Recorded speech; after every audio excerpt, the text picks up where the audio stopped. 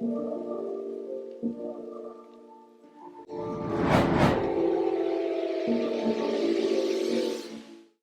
മഹത്വം. ഒരു പുതിയ വീഡിയോയിലേക്ക് എൻ്റെ എല്ലാ പ്രേക്ഷകരെയും സ്വാഗതം ചെയ്യുന്നു, വന്ദനം ചെയ്യുന്നു. ഇന്നത്തെ നമ്മുടെ ചിന്തയ്ക്കായിട്ട് അപ്പോസ്തലനായ പൗലോസ് കൊരിന്ത്യർക്ക് എഴുതിയ 1-ാം ലേഖനം, അതിന്റെ 1-ാം അധ്യായം, അതിന്റെ 10-ാം വാക്യം നമുക്ക് വായിക്കാം.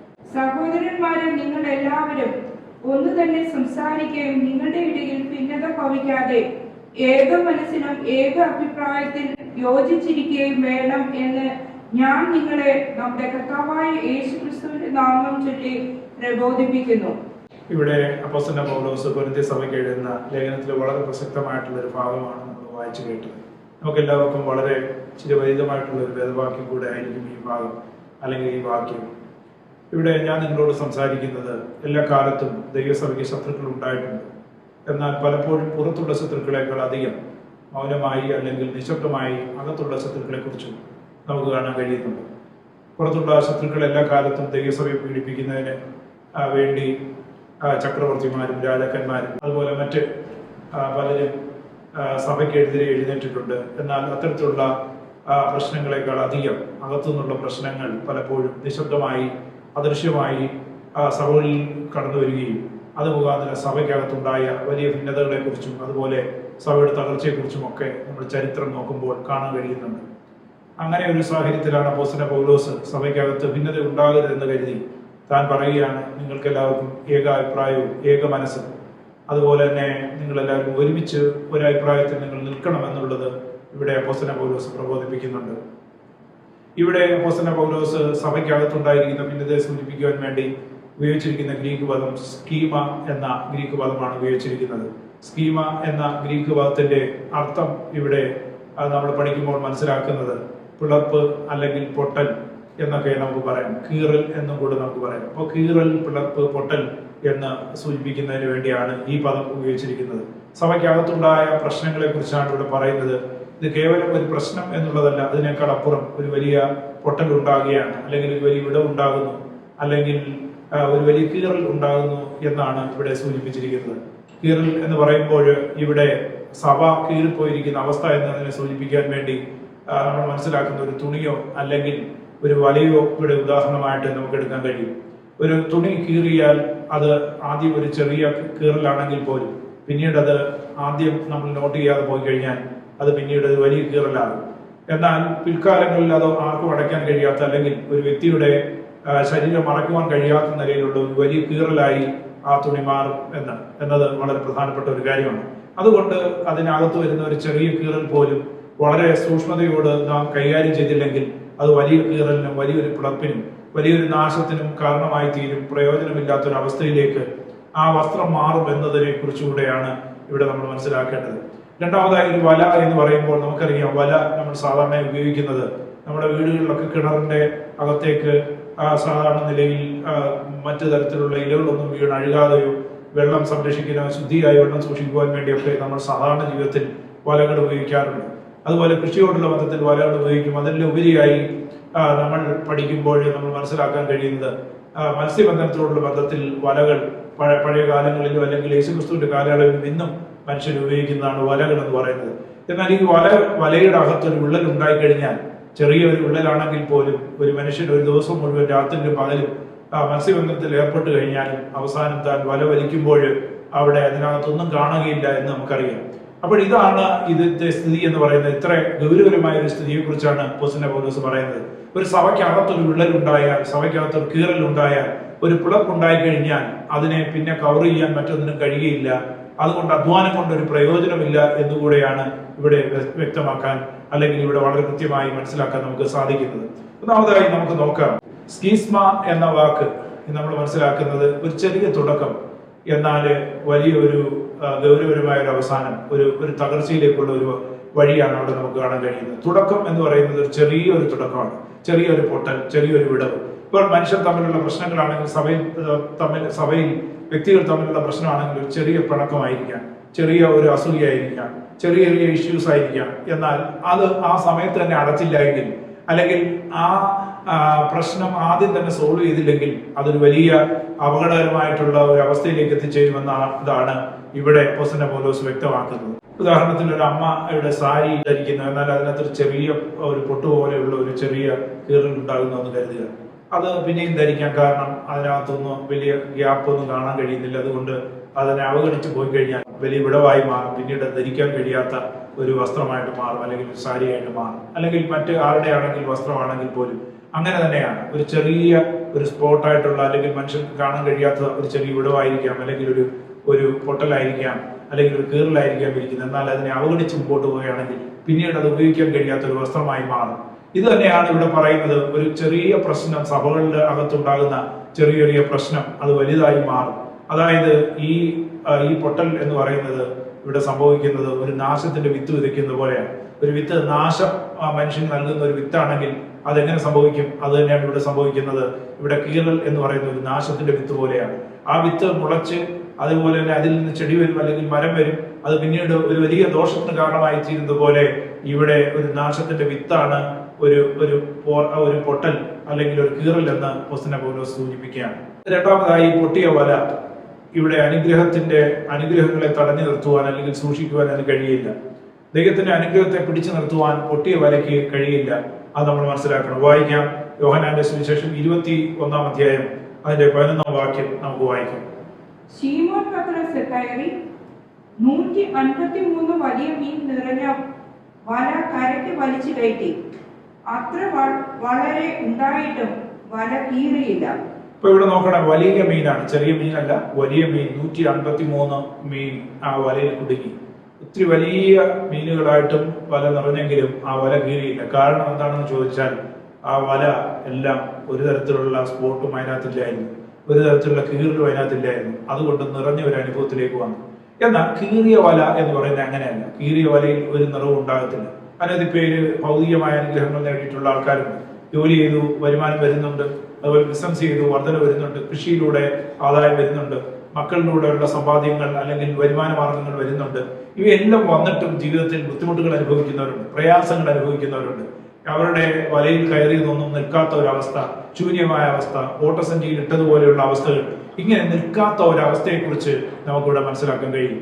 അപ്പോൾ ഇത് തന്നെയാണ് സഭയിൽ. എത്രയോ സഭകൾ ഇന്ന് ശൂന്യമായിരിക്കുന്നു. ആ സഭയുടെ അവസ്ഥ അങ്ങനെയായിരുന്നില്ല. ഒരു കാലത്ത് ആത്മാക്കൾ വന്നവരാണ്, പ്രാർത്ഥനകൾ നിരന്തരം നടന്നവരാണ്. എല്ലാ തരത്തിലുള്ള ജനങ്ങളും സഭയുടെ എല്ലാ കാര്യത്തിനും ആക്റ്റീവായി പ്രവർത്തിക്കുവാൻ യൗവനക്കാർ, സൺഡേ സ്കൂൾ പഠിപ്പിക്കുവാൻ അധ്യാപകർ, കൊയറിൽ ആക്റ്റീവായി പാടുവാൻ വ്യക്തികൾ, മറ്റ് ഭൗതിക കാര്യങ്ങൾ നോക്കുവാൻ ആൾക്കാർ, സാമ്പത്തിക സ്രോതസ്സുകളുള്ള വ്യക്തികൾ, സഭയെ സപ്പോർട്ട് ചെയ്യുവാനുള്ള വ്യക്തികൾ, ഇങ്ങനെ നിറവിന്റെ അനുഭവങ്ങളിലൂടെ കടന്നുപോയ സഭകൾ ഇന്ന് പലതും ശൂന്യമായിരിക്കുകയാണ്. ആ സഭയെ മെയിൻറ്റെയിൻ ചെയ്യാൻ പോലും അത് കഴിയാത്ത വിധത്തിൽ സാമ്പത്തിക നന്മകൾ ചോർന്നുപോയി, ജനം ചോർന്നുപോയി. ഇങ്ങനെയുള്ള അവസ്ഥകളുണ്ട്. എന്താണ് ഇവിടെ സംഭവിച്ചത്? ചെറിയ കീറൽ, ചെറിയ പൊട്ടൽ, ചെറിയ വിടവുകൾ. അത് അവഗണിച്ചത് കൊണ്ട് ഇത് വലിയ ഒരു താഴ്ചയ്ക്ക്, വലിയൊരു തകർച്ചയ്ക്ക്, വലിയൊരു പരാജയത്തിന് കാരണമായി എന്നുകൂടെ നമ്മൾ മനസ്സിലാക്കണം. ഇന്ന് പല വലകളും നിറയുന്നില്ല. സഭകളിൽ ജനം കടന്നു വരുന്നു, എന്നാൽ നിറയാത്തതിന്റെ കാരണം ജനം അതുപോലെ തന്നെ കടന്നു പോകുന്നു. സഭയിൽ വരുമാന മാർഗങ്ങളുടെ സ്രോതസ്സുകൾ തുറക്കപ്പെടുന്നു, എന്നാൽ വേഗത്തിൽ അത് നിന്നു പോകുന്നു. എന്തുകൊണ്ട് സംഭവിക്കുന്നു എന്ന് പറഞ്ഞാൽ, അപ്പോസ്തലൻ പൗലോസിന്റെ ഭാഷയിൽ സംസാരിച്ചു കഴിഞ്ഞാൽ ഇതാണ് സ്കീസ്മ എന്ന് പറഞ്ഞാൽ ഇതിന്റെ അർത്ഥം എന്ത്? ഇവിടെ ചെറിയ വിടവുകൾ സംഭവിക്കുന്നു, അത് പിന്നെ പുറകോട്ട് പോവുകയാണ്. ഇത് ഭൗതിക തലങ്ങളിൽ മാത്രമല്ല, ഇത് ആത്മാക്കളുടെ കാര്യത്തിലാണെങ്കിലും അങ്ങനെ തന്നെയാണ്. എല്ലാ തലങ്ങളിലും അങ്ങനെയാണ്. ഒരു കീറൽ ഉണ്ടായാൽ, ഒരു പൊട്ടൽ ഉണ്ടായാൽ ആ ചോർന്നു പോയിക്കൊണ്ടിരിക്കും. അതുകൊണ്ട് നമുക്ക് ആവശ്യമായിരിക്കുന്നത് ഈ പൊട്ടലുകളല്ല, അതിലപ്പുറം ചെറിയ ചെറിയ വിടവുകളെ പോലും അടയ്ക്കുന്നവരെയാണ് നമുക്ക് ഏറ്റവും അത്യന്താപേക്ഷിതമായിരിക്കുന്നത്. ഒരു മനുഷ്യൻ കടലിൽ പോയി എന്നിരിക്കട്ടെ, അദ്ദേഹം കടലിൽ പോയി വളരെ അധ്വാനിക്കുന്നു, മത്സ്യം അദ്ദേഹത്തിന് കിട്ടുന്നു. എന്നാൽ ഒരാൾ ഒരു രാത്രി മുഴുവൻ അധ്വാനിച്ചു, അല്ലെങ്കിൽ പല രാത്രികൾ അധ്വാനിച്ചു, അദ്ദേഹത്തിന് ഒന്നും കിട്ടുന്നില്ല. കാരണം എന്താണെന്ന് പറഞ്ഞാൽ വലയുടെ അകത്തുണ്ടായ ചോർച്ചകൾ, വലയുടെ അകത്തുണ്ടായ വിടവുകൾ അദ്ദേഹം മനസ്സിലാക്കുന്നില്ല. ഇത് തന്നെയാണ് ഇവിടെ നമ്മൾ തിരിച്ചറിയേണ്ടത്. പലപ്പോഴും നമ്മുടെ ദർശനങ്ങൾ, സ്വപ്നങ്ങൾ ദൈവം നമുക്ക് നൽകിയിട്ടുണ്ട്. കാഴ്ചപ്പാടുകൾ കൊണ്ടാണ് നമ്മൾ പലപ്പോഴും ആരാധന ആരംഭിച്ചത്, പ്രാർത്ഥനകൾ ആരംഭിച്ചത്, ശുശ്രൂഷകൾ ആരംഭിച്ചത്, ദൈവനാമത്തിൽ സ്റ്റെപ്പ് വെച്ചത്, ദൈവസഭയിലേക്ക് വന്നത്. എന്നാൽ പലവിധമായ ദർശനങ്ങളും സ്വപ്നങ്ങളും കാഴ്ചപ്പാടുകളും ഒക്കെ ദൈവം നമുക്ക് നൽകിയിട്ടും അതിലേക്ക് നമുക്ക് എത്തിച്ചേരാൻ കഴിയാത്തതിന്റെ കാരണം ദൈവം നമ്മെ അനുഗ്രഹിക്കാത്തതുകൊണ്ടോ, ദൈവം നമുക്ക് നന്മകൾ തരാത്തതുകൊണ്ടോ അല്ല. മറിച്ച് ഈ അനുഗ്രഹങ്ങളൊന്നും അവിടെ നിൽക്കത്തക്ക നിലയിൽ നമുക്ക് പലപ്പോഴും അത് ഒഴുകിപ്പോകുന്ന വശങ്ങളെ മനസ്സിലാക്കാൻ കഴിയാതെ, അതിന്റെ ചോർച്ചകളെ അടയ്ക്കാൻ കഴിയാത്ത, അതിന്റെ വിടവുകളെ നമുക്ക് തുന്നിച്ചേർക്കുവാൻ കഴിയാത്തത് കൊണ്ടാണ് എന്ന് നമ്മൾ മനസ്സിലാക്കണം. മൂന്നാമതായി നാം മനസ്സിലാക്കണം, ഭിന്നതയുടെ മൂലകാരണം എന്താണ്? ഭിന്നതയുടെ മൂല കാരണം എന്ന് പറഞ്ഞാൽ ഇവിടെ ഈ കോണ്ടെക്സ്റ്റിൽ അല്ലെങ്കിൽ അപ്പോസ്തലൻ പൗലോസ് പറയുന്ന ആ പശ്ചാത്തലം നമ്മൾ നോക്കുകയാണെങ്കിൽ ചിലർ പറയുന്നു അപ്പല്ലോസിന്റെ ആണ്, ചിലർ പറയുന്നു ഞാൻ പൗലോസിന്റെയാണ്, ചിലർ പറയുന്നു ഞാൻ കേഫാവിന്റെയാണ്. ഇവരെല്ലാവരും അവരുടെ ഓരോരുത്തരുടെയുമാണ്. അവരാരും ദൈവത്തിന് വേണ്ടി നിൽക്കുന്നവരായിട്ടല്ല, അവർ ഓരോ മനുഷ്യർക്ക് വേണ്ടിയാണ്. ക്രിസ്തുവിന് വേണ്ടി നിൽക്കേണ്ടവർ, ദൈവത്തിന് വേണ്ടി നിൽക്കേണ്ടവർ, ദൈവസഭയ്ക്ക് വേണ്ടി നിൽക്കേണ്ടവർ ഓരോ ഗ്രൂപ്പുകളായി പിളർന്നിരിക്കുകയാണ്. ഇന്ന് പലപ്പോഴും ചിലർ പറയും ഞാൻ പാസ്റ്ററുടെ അതാണ്, ചിലർ പറയും ഞാൻ മിനിസ്ട്രിയുടെ അതാണ്, ചിലർ പറയും ഞാൻ ആ ഗ്രൂപ്പിൻ്റെതാണ്, ചിലർ പറയും ഞാൻ ഈ ഗ്രൂപ്പിൻ്റെതാണ്. ഇങ്ങനെയുള്ള പല ഗ്രൂപ്പുകളും പല ഡിവിഷനുകളും സഭകളിൽ അല്ലെങ്കിൽ സംഘടനകൾ വന്നു കഴിയുമ്പോൾ പലപ്പോഴും സഭയ്ക്കകത്തേക്ക് ജനം കടന്നു വരുവാനോ നിൽക്കുവാനോ കഴിയാത്ത കാര്യങ്ങളാണ്. നമ്മൾ എത്രയോ ഉപവാസങ്ങൾ സംഘടിപ്പിക്കുന്നു, എത്രയോ പ്രാർത്ഥനകൾ നമ്മൾ വയ്ക്കുന്നു, എത്രയോ കൂട്ടായ്മകൾ നമ്മൾ കൂടുന്നു, നമ്മൾ സഭ വളർച്ചയെ കുറിച്ച് പിന്നെയും ക്ലാസ്സുകൾ എടുക്കുന്നു, പഠിപ്പിക്കുന്നു. അങ്ങനെ ഒരുപാട് വിഷയങ്ങളെ കുറിച്ച് നമ്മൾ സംസാരിക്കുന്നുണ്ട്. എങ്കിലും സഭ നിറയുന്നില്ല. എന്താണ് അതിന്റെ കാരണം എന്ന് പറഞ്ഞാൽ വിഘടിച്ചിരിക്കുന്ന അവസ്ഥകൾ കാരണം സഭയ്ക്ക് നിറയ്ക്കാൻ കഴിയുന്നില്ല. സഭയിലേക്ക് ജനം കടന്നു വന്നാൽ നിൽക്കാൻ കഴിയുന്നില്ല. പലപ്പോഴും സഭകളിലേക്ക് ജനം കടന്നു വരുന്ന ജനത്തിൽ നിൽക്കാൻ കഴിയുന്നില്ല. അങ്ങനെയുള്ള ഒരു അന്തരീക്ഷത്തിലേക്ക് പോകുന്നതിന്റെ കാരണം തിരുവചന അടിസ്ഥാനത്തിൽ നാം പരിശോധിക്കുമ്പോൾ അതിന്റെ പ്രധാനപ്പെട്ട ഒരു റീസൺ എന്ന് പറയുന്നത് സ്കീസ്മയാണ്. എന്ന് പറഞ്ഞാൽ ഇവിടെ ഒരു വലിയ വിടവ് സംഭവിച്ചിരിക്കുകയാണ്. ചെറിയ വിടവുകൾ ആദ്യം നാം അടയ്ക്കാത്തത് കൊണ്ട്, അതിനെ നാം ഒന്നിച്ചു ചേർക്കാത്തത് കൊണ്ട് വലിയ വിടവുകളായി മാറുന്നു എന്ന് നമുക്ക് മനസ്സിലാക്കാൻ കഴിയുന്നു. ഒരു വീട്ടിൽ അച്ഛൻ ജീവിച്ചിരിക്കുമ്പോൾ കുഞ്ഞുങ്ങൾ പറയുന്നു, ഒരാൾ പറയുന്നു ഞാൻ അമ്മയുടേതാണ്, മറ്റൊരാൾ പറയുന്നു ഞാൻ അപ്പൻ്റെതാണ്, മറ്റൊരാൾ പറയുന്നു മൂത്ത ചേട്ടൻ്റെതാണ്. ഇങ്ങനെ പല തരത്തിലുള്ള അഭിപ്രായങ്ങൾ പറയുകയാണ്. അച്ഛൻ ജീവിച്ചിരിക്കുകയാണ്, പിതാവ് ജീവിച്ചിരിക്കുകയാണ്.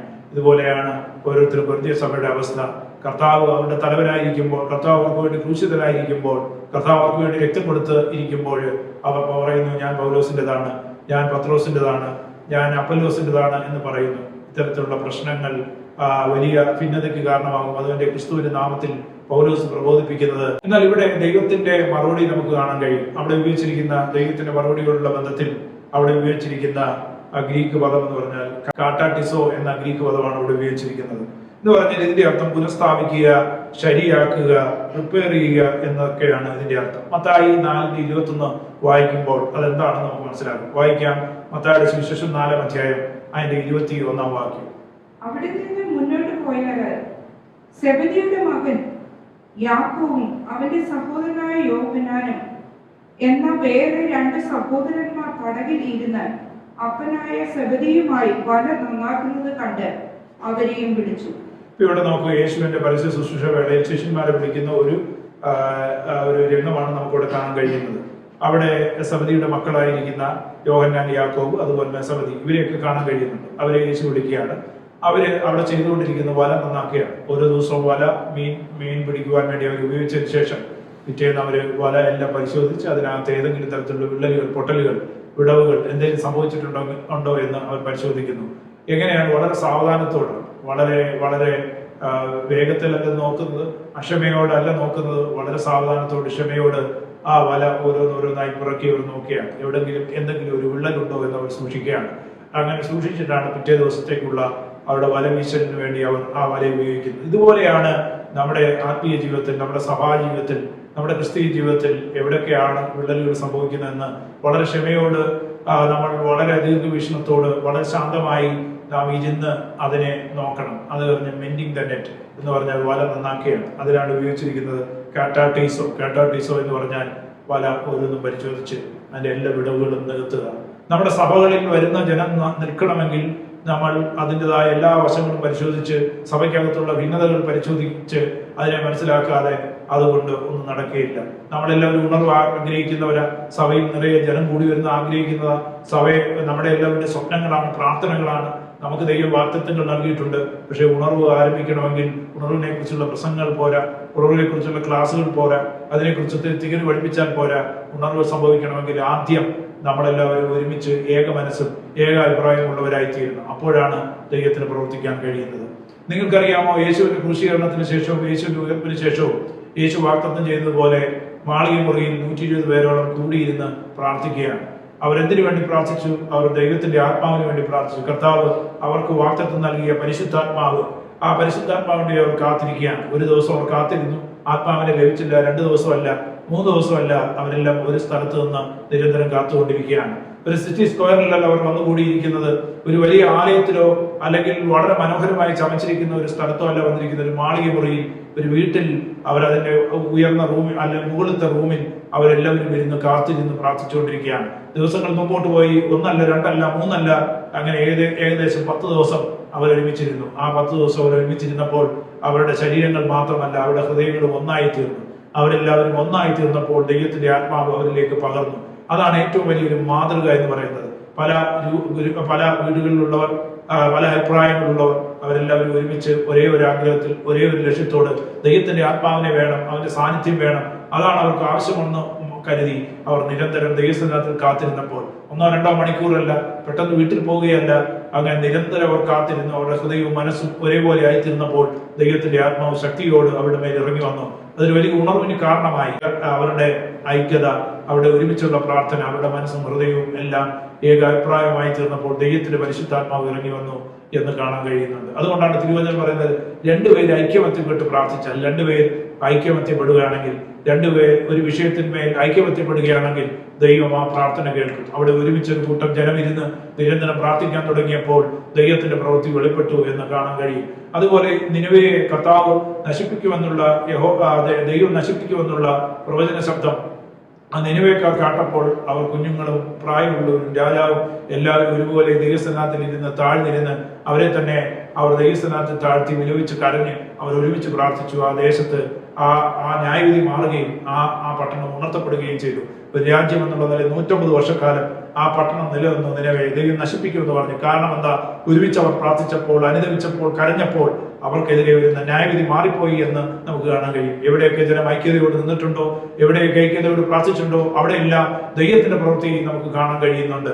ഇത് തന്നെയാണ് ഇവിടെ ആഗ്രഹിക്കുന്നത്, ഇവിടെയും ആവശ്യപ്പെടുന്നത്. നാം ഒരുമിച്ച് ഐക്യതയോട് വന്നാൽ ദൈവത്തിന്റെ പ്രവൃത്തി കാണുവാൻ നമുക്ക് കഴിയും.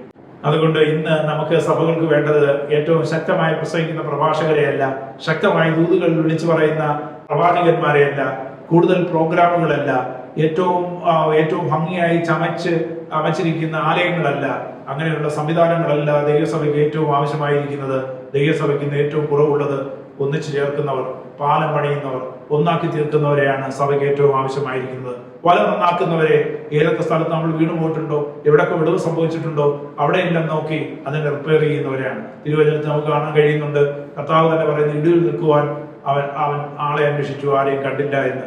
അപ്പോൾ ദൈവം അന്വേഷിക്കുന്ന ഇടിവിൽ നിൽക്കുവാൻ, വിടവ് എവിടെയുണ്ടോ, ഗ്യാപ്പ് എവിടെയുണ്ടോ, എവിടെ തകർച്ചയുണ്ടോ ആ സ്ഥലത്ത് നിന്ന് അതിനടുത്ത് ഒരുമിച്ച് ജനത്തെയും ദൈവത്തെയും ഒരുമിച്ചാക്കുവാനുള്ള വലിയ പ്രവൃത്തി ചെയ്യുന്നവർ, പ്രാർത്ഥിക്കുന്നവർ, ഒരുമിച്ച് കൂട്ടുന്നവരെയാണ്. ചിതറിക്കുന്നവരെയല്ല ദൈവം ആഗ്രഹിക്കുന്നത്. ഒരുമിച്ച് കൂട്ടി ഒരേ സ്വരത്തിൽ, ഒരേ ഹൃദയത്തിൽ വന്നു ചേരുന്നവരെയാണ് ദൈവം ആഗ്രഹിക്കുന്നത്. ഇത് തന്നെയാണ് നമുക്ക് അവിടെയും കാണാൻ കഴിയുന്നത്. ഞാനിവിടെ ചോദിക്കുന്ന പ്രധാനപ്പെട്ട ചോദ്യം എന്ന് പറയുന്നത്, നാം സ്കീസ്മക്കാരാണോ അതോ കാറ്റാറ്റീസോക്കാരാണോ?